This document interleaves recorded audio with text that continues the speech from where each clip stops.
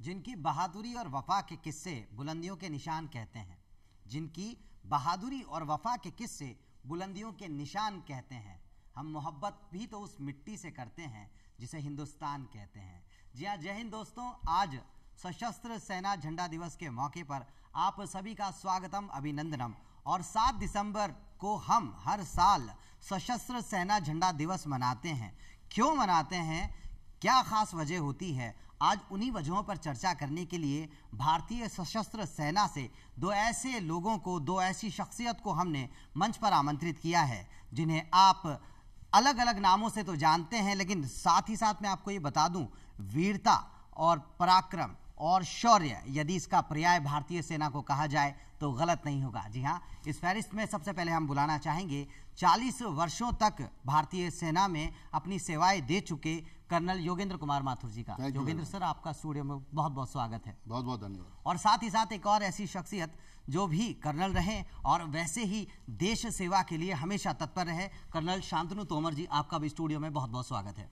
धन्यवाद। सर, मैंने एक बात कही, भारतीय सशस्त्र सेना झंडा दिवस, इस दिवस को हम तो बाखूबी समझते हैं, लेकिन आज घर पर बैठा हर एक शख्स अपने आप को जब वो कहे, जब वो सुने, जब वो समझे, तो अंदर से, दिल से एक आवाज़ निकले और वो आवाज़ हो जय हिंद।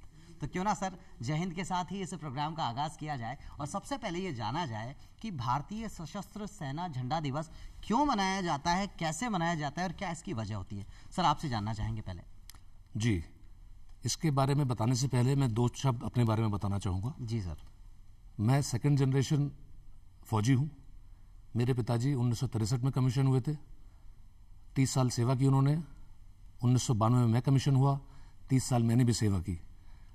मेरी बेटी 3rd जनरेशन है, वो इंडियन एयरफोर्स में पायलट है। So we are a family of total फौजीज। वाह। अब आते हैं मुद्दे पर जो आप झंडा दिवस की बात करते हैं। जी। आज़ादी के बाद हमारे तत्कालीन प्रधानमंत्री जवाहरलाल नेहरू जी ने महसूस किया कि हमें अपनी सशस्त्र सेनाओं के लिए, उनकी बेहतरी के लिए कुछ और करना चाहिए। उन्होंने रक्षा मंत्री की अध्यक्षता में एक कमेटी गठित की। ये बात है 28 अगस्त 1949 की। जी। उस कमेटी ने डिसाइड किया कि हम प्रतिवर्ष, हर वर्ष 7 दिसंबर को झंडा दिवस मनाएंगे। कैसे मनाएंगे ये आप बताएं। हाँ, ये मैं पहले नमस्कार, thank you very much. Doordarshan का बहुत बहुत शुक्रिया कि आज झंडा दिवस के उपलक्ष्य में मैं देश से मुखातिब हूँ। Thank you very much to DD Rajasthan. अभी मैं जो कर्नल तोमर बता रहे हैं, थोड़ा सा उसको इलेबोरेट करना चाहूँगा। जी सर। जैसे 1947 में देश आज़ाद हुआ था और देश जब आज़ाद हुआ तो बहुत सी चीज़ें बन रही थी, आर्मी भी फॉर्म अप हो रही थी, प्रोसीजर्स बन रहे थे, तैयारियां हो रही थी। और उसी समय 1948 में आर्मी को बैटल लड़नी पड़ गई। आपको पता होगा, JNK के अंदर महान युद्ध हुआ और बहुत से शहीद हो गए, विधवा हो गई और डिसेबल्ड सोल्जर्स हो गए और पैसे की कमी थी, फंड्स उस समय इतने नहीं थे। तो उस समय तत्कालीन प्रधानमंत्री माननीय पंडित जवाहरलाल नेहरू, जैसा कि कर्नल तोमर ने बताया, उन्होंने इस फ्लैग डे पे इस फंड के बारे में सोचा और इसका एक तरीका बनाया। डिफेंस मिनिस्टर को उन्होंने कैबिनेट के अंदर उसका हेड बनाया और गवर्नर्स और लेफ्टिनेंट गवर्नर्स को राज्य, स्टेट्स और यूटी, यूनियन टेरिटरीज में इंचार्ज बनाया। उसी समय जिला सैनिक बोर्ड्स डिस्ट्रिक्ट लेवल पे और राज्य सैनिक बोर्ड भी क्रिएट किए गए। तो इस तरह से ये ऑर्गेनाइजेशन बन गया। इसका ऑर्गेनाइजेशन का मेन पर्पस ये था कि रिक्वायरमेंट समझी जाए, मासेस से लोग रिटायर होके घर आ गए, अब वो कहाँ जाएं, तो उनकी रिक्वायरमेंट समझने के लिए ये 2 केंद्रीय सेंट्रल एजेंसी है, स्टेट पे, जिला लेवल पे और राज्य लेवल पे, वो एनालाइज करें और ये प्रोजेक्ट करें केंद्र में। और उसी समय पैसा कलेक्शन भी, फ्लैग डे पे फ्लैग दिए जाएं और फ्लैग से पैसा जो भी जितना भी अमाउंट देना चाहे वो कलेक्ट किया जाए, फिर रिक्वायरमेंट को देख के उसको बांटा जाए। तो लेकिन हुआ क्या कि इस प्रोसेस में छोटे छोटे बहुत सारे फंड्स बन गए। आर्मी वाइव्स वेलफेयर एसोसिएशन ने अपना फंड बना लिया, नेवी अपना फंड बना लिया, एयरफोर्स अपना फंड ले, डिफेंस एम्प्लॉयज ने अपना बना लिया, ऑर्फन बच्चों का अपना बन गया। ऐसे करके 7, 8, 9, 10 फंड बन गए। तो 13 फरवरी 1993, 13 February happens to be my birthday also, coincidence, उस दिन ये डिसीजन लिया गया कि ये सारे फंड्स को अमलगमेट करके एक फंड बनाया गया, उसका नाम है armed forces flag day fund. ये फ्लैग डे फंड, इसके इंचार्ज जैसा मैंने बताया डिफेंस मिनिस्टर, बाकी मैं सेटअप बता चुका हूं। और एक तरीका बना दिया गया कि भाई पूरे लोग कंट्रीब्यूट करेंगे, जिला सैनिक राज्य सैनिक को फॉरवर्ड करेगा अमाउंट कलेक्टेड, और राज्य सैनिक केंद्रीय सैनिक बोर्ड को देगा दिल्ली के अंदर, और उसके बाद ये इसका प्रोसेस स्ट्रीमलाइन किया और उसके बाद डिस्ट्रीब्यूशन किया जाए। अभी सबसे बड़ी बात ये आई कि इसका डिस्ट्रीब्यूशन कैसे किया जाए और कौन कौन सी वो एजेंसीज हैं जिनको इसकी रिक्वायरमेंट है। अब इनकी रिक्वायरमेंट अगर आप प्रायोरिटाइज नहीं करोगे तो आप लेस प्रायोरिटी वाले को फंड अलॉट कर दोगे, फंड तो लिमिटेड है, और तो इसलिए ये प्रायोरिटाइजेशन किया गया। तो आपको मैं कुछ एग्जांपल देकर बताता हूं कि लोगों ने सेना ज्वाइन की थी सेकेंड वर्ल्ड वॉर में, और जब भी ज्वाइन की, लेकिन थोड़े दिन में छोड़ दिया ना, उन्होंने पेंशनेबल सर्विस नहीं की, वो शहीद हो गए, नहीं हुए, जो भी है, पेन्योरी कंडीशन में आ गए, यानी गरीबी की हालत में। अरे इन लोगों को तो उन्होंने अपना ज्यादा यूथ का समय देश के लिए सेना में दे दिया, अभी पेंशन नहीं मिल रही है। बिल्कुल, अब कौन देगा पेंशन? वो ये ऑर्गेनाइजेशन उसने सबसे पहले देगा। डिसेबल्ड सोल्जर्स, वार विडोज, वीर नारीज और उनकी फैमिली, परिवारों, उनकी रिक्वायरमेंट। देन उनके बच्चों को स्कॉलरशिप, कौन कितनी क्लास में कहां पढ़ रहा है उसकी रिक्वायरमेंट, स्कॉलरशिप, एजुकेशन वाला। इस तरह से पूरी वो एजेंसीज जो आर्म्ड फोर्सेस से, आर्म्ड फोर्सेस मतलब आर्मी, नेवी, एयरफोर्स और डिफेंस, ये सभी इसमें शामिल है। वो अपनी पूरी रिक्वायरमेंट जिला वाइज और राज्य वाइज तैयार करके, प्रायोरिटाइज करके वो देते हैं, और ये दिल्ली में दी जाती है, और दिल्ली में ये डिस्ट्रीब्यूशन किया जाता है। क्या बात। एक चीज और मैं साथ में बताना चाहूंगा उसके पहले की, सबसे बड़ी समस्या ये आती है कि भाई देना मैं भी चाहता हूं, आप भी चाहते हो, सब चाहते हैं, लेकिन पता नहीं होता ये फंड कैसे दिया जाए। जी, आज की बात बताता हूं आपको, इसमें कितना एक सफल और एक अच्छा कदम है कि राज्यपाल, माननीय राज्यपाल महामहिम राजस्थान का मैसेज मैंने आज सुबह पेपर में पढ़ा। तो मैसेज में लास्ट पैराग्राफ में उन्होंने अपील की है पूरे सिटीजन्स को कि आप कंट्रीब्यूट करें इसमें, और ये पर्पज से होगा, और साथ में क्यूआर कोड दिया हुआ है। तो यानी यूपीआई ट्रांसफर स्ट्रेट वे आप कर दीजिए, डिजिटल इंडिया, डिजिटल इंडिया। तो वो करने से क्या है, वो आप उसमें कंट्रीब्यूट कर दीजिए, वो पैसा इकट्ठा होगा और आकर के सही जगह डिस्ट्रीब्यूट किया जाएगा। तो ये जनरली एक पॉलिसी। और जब हम डिजिटल इंडिया की बात करते हैं, एक भारत की बात करते हैं, श्रेष्ठ भारत की बात करते हैं, आज सशस्त्र सेना झंडा दिवस के मौके पर उस झंडे को भी समझना बाखूबी बहुत ज़रूरी है। और सर, मैं आपके माध्यम से जानना चाहूँगा, जिस तरह से हमारा तिरंगा होता है, ठीक उसी तरह से तिरंगा ये झंडा भी होता है, लेकिन कुछ अलग है। क्या अलग है सर, आपके माध्यम से जानना चाहेंगे। जी बिल्कुल। इस झंडे को अगर आप गौर से देखेंगे, इसमें भी 3 रंग हैं जो हमारी तीनों सेनाओं को दर्शाते हैं। सबसे पहले आप देखेंगे लाल रंग होता है जो हमारी थल सेना को दर्शाता है। उसके बाद गहरा नीला जो हमारी जल सेना को दर्शाता है। जी। तीसरा आसमानी जो हमारी वायुसेना को दर्शाता है। और इन रंगों के ऊपर एक एम्ब्लम है सोर्ड्स का, जी, जिसके नीचे केंद्रीय सैनिक बोर्ड मेंशन्ड है। जी। तो ये हमारा झंडा हमारी सेनाओं की एकता का प्रतीक भी है।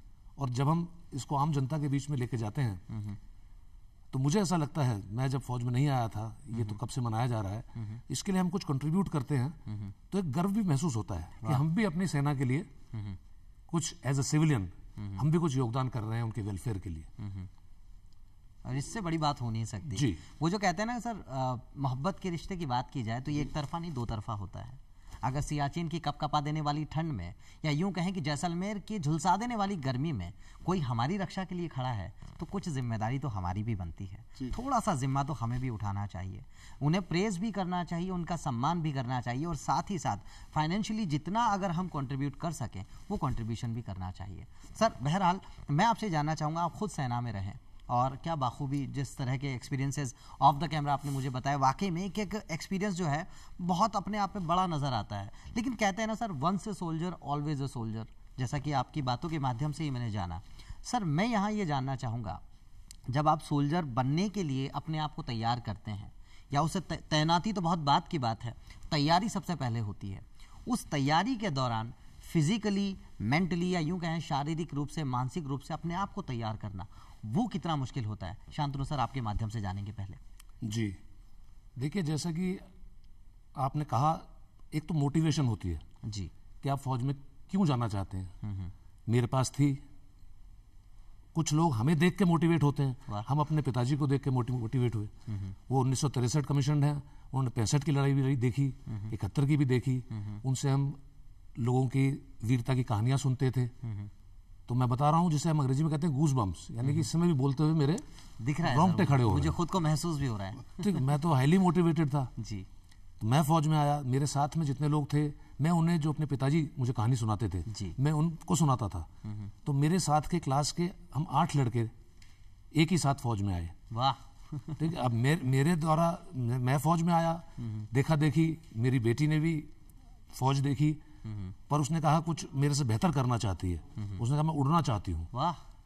तो उसने वायुसेना चुनी और आज वो भारतीय वायुसेना में कार्यरत है। मतलब आपकी 3 पीढ़ियां जो है वो देश की सेवा के लिए लगातार प्रयासरत है, लगातार सेवा कर रही है। और मैं आगे भी उम्मीद रखता हूँ कि आने वाली पीढ़ी वो भी हमसे मोटिवेट होकर जरूर सेना ज्वाइन करें। और सर वो आंखों में आपके मैं पढ़ पा रहा हूँ, जो वो नमी है बहुत कुछ बयान करती है इस मौके पे। और वो कहते हैं ना सर कि जब देश की बात की जाती है, वो कहते भी हैं, महशर आफरीदी साहब ने बड़ा मुकम्मल एक शेर कहा है कि ज़मीं पे पाँव है मगर जन्नत में रहते हैं, ज़मीं पे पाँव है मगर जन्नत में रहते हैं। हमारी खुशनसीबी का आलम क्या कि हम भारत में रहते हैं। ये सर बड़ी बड़ी खूबसूरत बात है। और सर इसी माध्यम से मैं अगर आपसे जानना चाहूँ, आप 78 कमीशन जो आपका वक्त रहा सर, कैसे आपकी शुरुआत थी?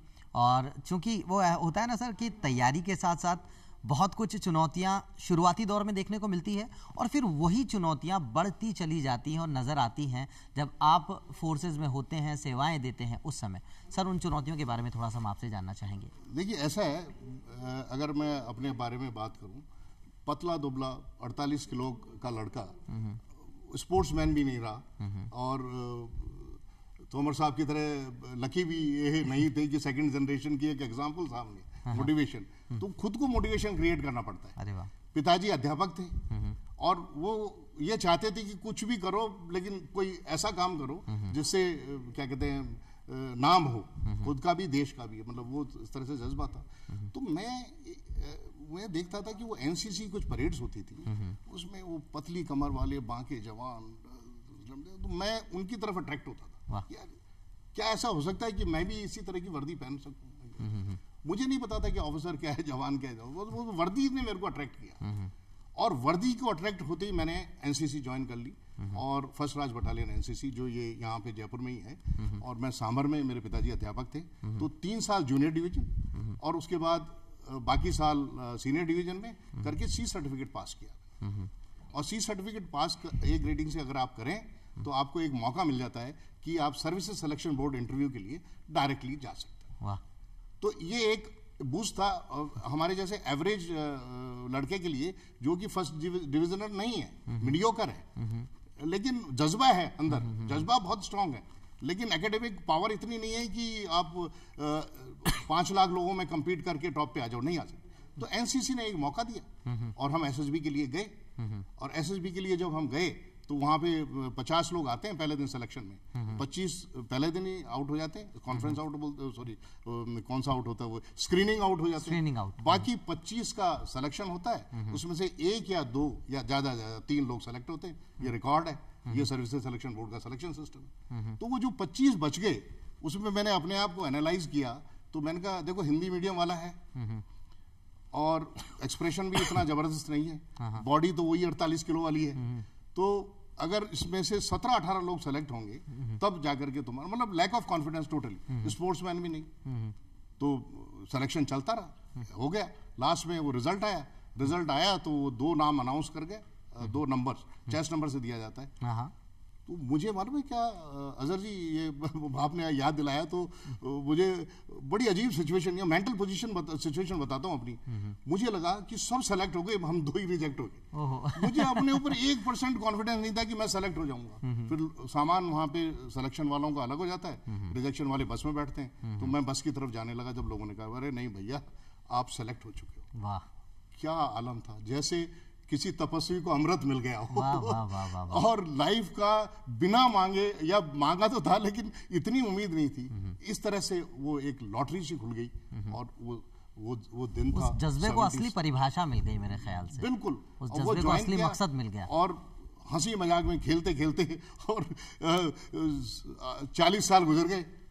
और मेरे को देख के, मेरा जैसे सर की बेटी फाइटर पायलट है और उसमें एयरफोर्स में, मेरा बेटा मेरे को देख के मोटिवेट हुआ और उसने भी आर्मी ज्वाइन की। उसी रेजिमेंट में है जैसे हमारे सेकंड जनरेशन बोलते हैं, you know, it may be called nepotism in civil, but हमारे यहाँ it is matter of pride कि बेटा बाप की रेजिमेंट में जाए, और वो सेकंड जनरेशन कहलाता है। तो वो उसने ज्वाइन किया। और एक खुशकिस्मती और है कि उसने अपनी कोर्समेट से ही शादी कर ली, यानी वो भी आर्मी ऑफिसर। अरे वाह, ठीक है। तो इस तरह से जनरली, और मेरे समधी भी आर्मी के कर्नल, तो कुल मिलाकर के हमारे यहाँ भी घर पे बैठते हैं तो ऑफिसर्स में जैसा माहौल क्रिएट हो जाता है।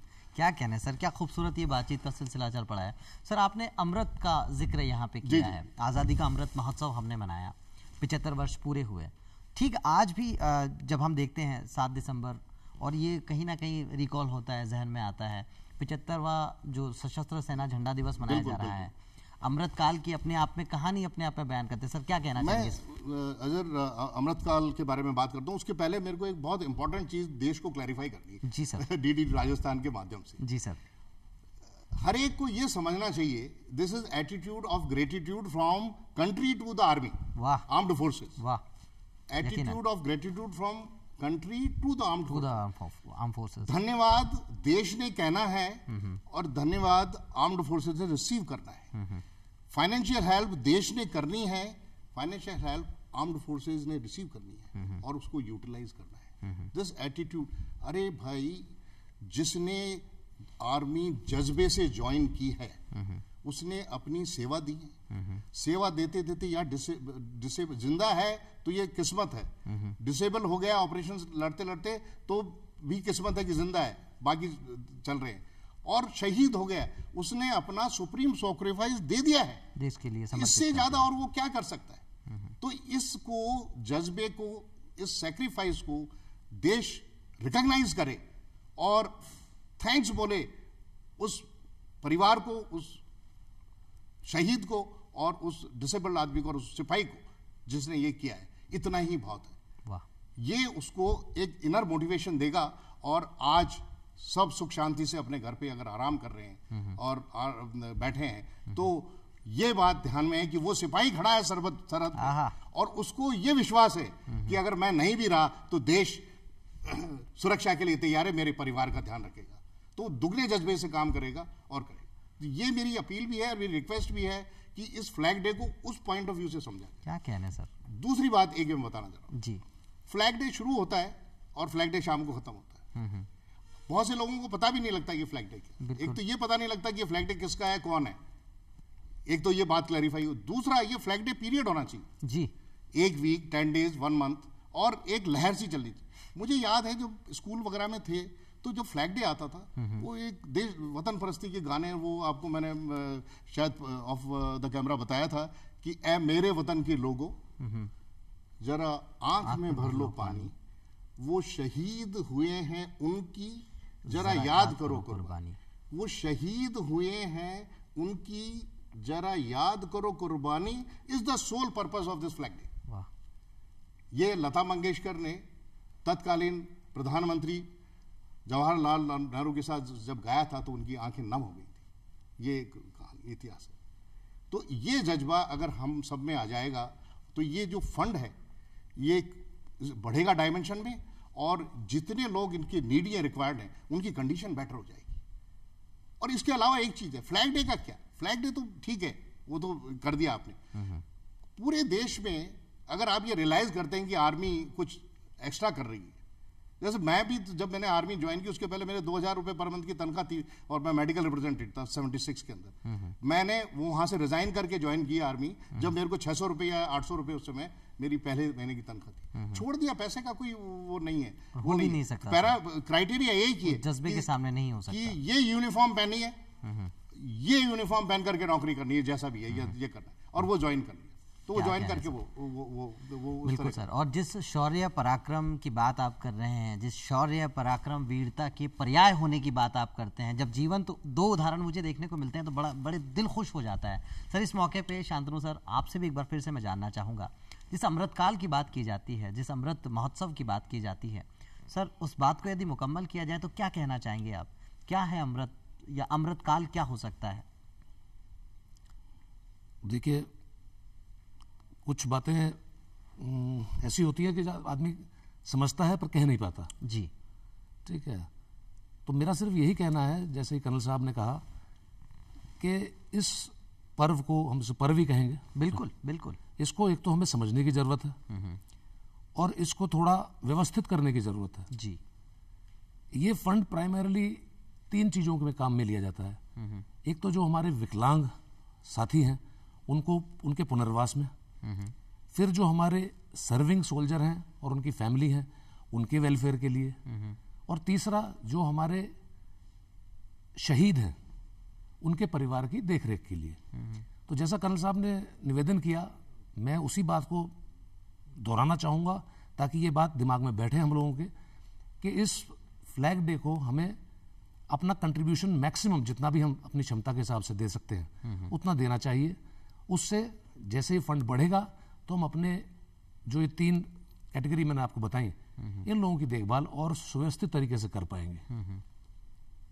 सर मैं एक बात मैं आपसे इस मौके पे जानना चाहूँगा, माफ़ कीजिएगा सर, जब मैंने बात की सबसे कठिनतम एक फेज़ आता है किसी भी, अगर हम बात करें, और एक सैनिक के तौर पे अगर मैं आपसे बात करूं तो ये तो बहुत बड़ी जिम्मेदारी हो जाती है।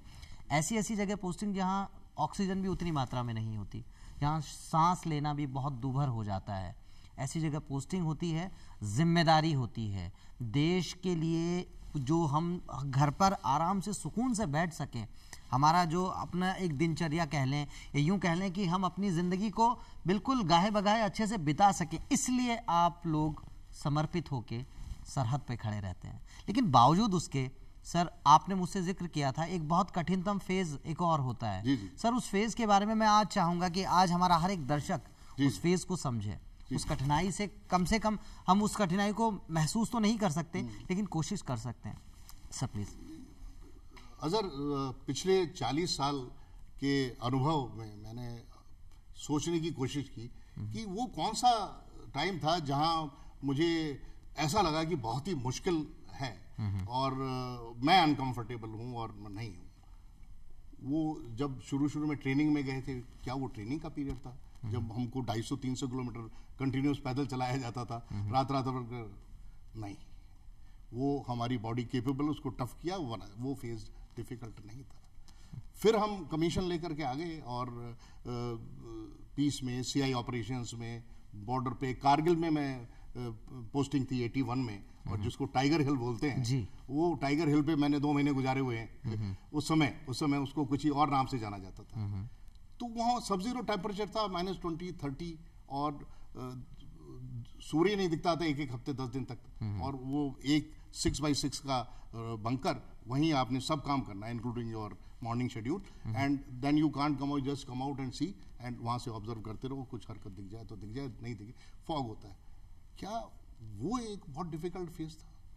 क्या वो जो दुश्मन का जब फायरिंग हो रहा है सीआईआर ऑपरेशन के अंदर, क्या वो दुश्मन फेज? नहीं, वो हमारी ड्यूटी थी। वो हमारे को ट्रेनिंग में हमारे को इस तरह से एकस्टम कर दिया गया है कि वो हमको मुश्किल नहीं लगता है, वो हमारी ड्यूटी है, वो करते हैं। जैसे और लोग भी अपना काम करते हैं, चाहे उनका कितनी, रेलवे वाले अपना करते हैं, पुलिस वाले अपना करते हैं, सीआईएसएफ, पैरामिलिट्री, बीएसएफ, सब अपना अपना ड्यूटी करते हैं। उनकी जो डिफिकल्टी वो हैंडल करने के लिए ट्रेंड है। ऐसे ही आर्मी भी ऑपरेशंस के लिए ट्रेंड है, वो भी मुश्किल नहीं। तो मुश्किल क्या है फिर? मैं आपसे शेयर करना चाहता हूँ। मैं मेरे फर्स्ट री एम्प्लॉयमेंट पे बदामी बाग कैंट, वहाँ पे पोस्टिंग होगी, और मेरे को आवा की रिस्पॉन्सिबिलिटी दी, आर्मी वाइव्स वेलफेयर एसोसिएशन।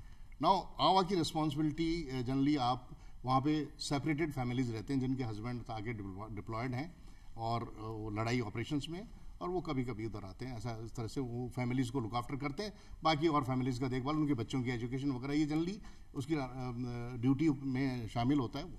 तो सबसे मुश्किल चीज़ ये होती है कि महीने में कम से कम 2-3 बार कैजुअलिटीज़, डेड बॉडीज़ आगे फॉरवर्ड एरिया से आती थी और उनकी फैमिलीज़ वहीं होती थी, और ये जिम्मेवारी मेरी होती थी कि मैं उनको जाके ये न्यूज़ ब्रेक करूं।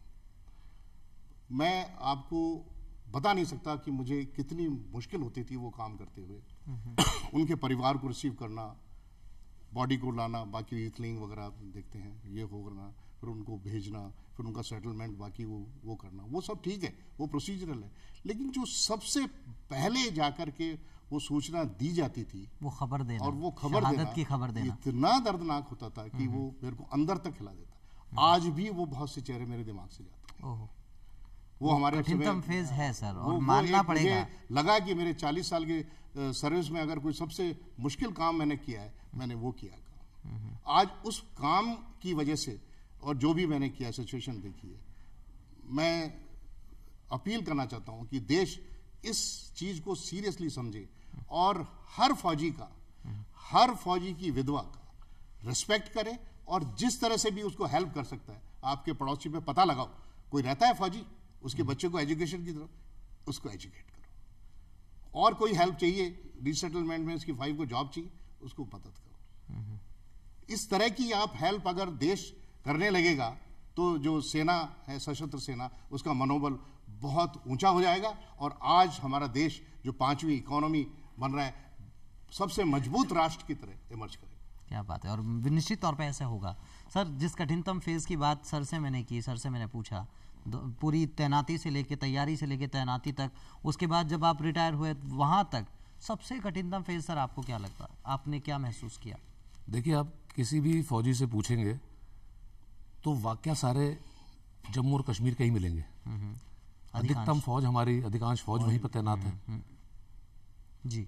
तो जिस प्रकार से सर वहाँ थे, मैं जब कमीशन होके गया तो मुझे भी एक बड़ी जिम्मेदारी मिली थी वहाँ पर। जो 19 डिव है वहाँ पर एक फॉर्मेशन, उसका मैं लाइजन ऑफिसर था, और मैं श्रीनगर में ही रहता था। जैसे सर के पास ये टफ टास्क था कि न्यूज़ देना, मेरे पास टफ टास्क था कि कैजुअलिटीज़ आती थी, उनका हॉस्पिटल में उनकी देखभाल करना, उनके लिए ब्लड अरेंज करना, सूचना देना मेरे सीनियर अधिकारी का काम था। तो मुझे देख के वहाँ पे शुरू के दिनों में कि किसी की टांग कट गई है, किसी के हाथ नहीं है, ठीक है, किसी का पेट फटा है, अंतड़ी बाहर रख के आ रही हैं, तो ये देखकर दिल बहुत पसीजता था कि ये भी किसी का बेटा है, किसी का भाई है, किसी का पति है। लेकिन कर मैं कुछ ज़्यादा नहीं सकता था सिवाय उनकी सेवा करने के। तो वो 2 साल मेरे लिए काफ़ी कठिन थे, जो मैंने ये ड्यूटी करते हुए निकाले। सर, वाकई निशब्द हो जाते हैं जब इस तरह का माहौल सुनने को मिलता है, और तसव्वुर कर पाते हैं कितना कठिनतम वो फेज़ था।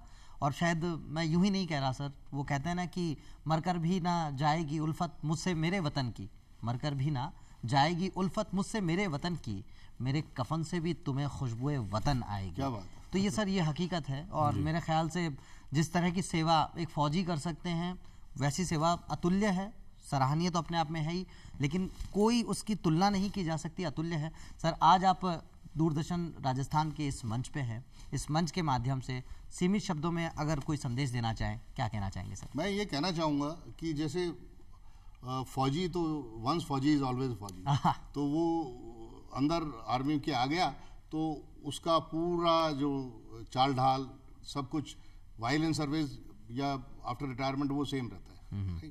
तो वो औरों से क्यों अलग है? क्योंकि वो डिसिप्लिन है, उसमें डेडिकेशन है, उसमें नो चीज बहुत बात आती है। कोई भी चीज भी आप अप्लाई करेंगे और कोई भी टास्क या कोई भी काम, कोई भी चीज होगी, अगर सबसे पहले यस आ जाएगा तो आप तरीके ढूंढोगे, और नो आ गया तो आप एक्सक्यूजेज ढूंढोगे। तो मैं आज पूरे देश से मुखातिब हूँ दूरदर्शन के माध्यम से, सबको ये बताना चाहूँगा, खास तौर से युवा पीढ़ी को और स्कूल वाले बच्चों को, कि अपने में वो क्वालिटीज इम्बाइब करो वो लाओ जो आप बनना चाहते हो। मैं नहीं कहता फौजी ही बनना है, अगर आपको फौजी बनना है पहले तो फौजी की तरह लगो, तो यानी अपना वेट ठीक करो, come in that fitness parameter, बिल्कुल बिल्कुल look in the mirror and see you look like a फौजी और नॉट। मतलब एक फौजी की तरह सोचना, समझना और जीना वो बहुत जरूरी है, चाहे फौज में हो चाहे ना हो। नहीं, क्या बात है सर? वो देखिए ना, आप अगर आपको बेहतर इंसान बनाएगा, बेहतर नागरिक बनाएगा, और इस तरह से अगर पूरा समाज इसको इम्बाइब करेगा तो हमारा देश इंप्रूव। क्या बात है सर, देश निश्चित तौर से इंप्रूव होगा। और सर आप दोनों आज स्टूडियो में आए और इतने खूबसूरत ख्याल आपने पेश किए, अपने अनुभवों का वो जो कारवा है वो उनको हमारे साथ साझा किया, उसके लिए बहुत बहुत शुक्रिया सर। और सशस्त्र सेना झंडा दिवस की आप सबको बहुत बहुत शुभकामनाएं। सैनिकों के जीवन को बारीकी से समझने के लिए हमने एक पहल की है, अब आप एक पहल करें और अपने तौर से जो कंट्रीब्यूशन आप कर सकते हैं निश्चित तौर से करें। तब तक के लिए दीजिए इजाज़त, अगले अंक पे फिर होगी आपसे मुलाकात। धन्यवाद। Thank you very much.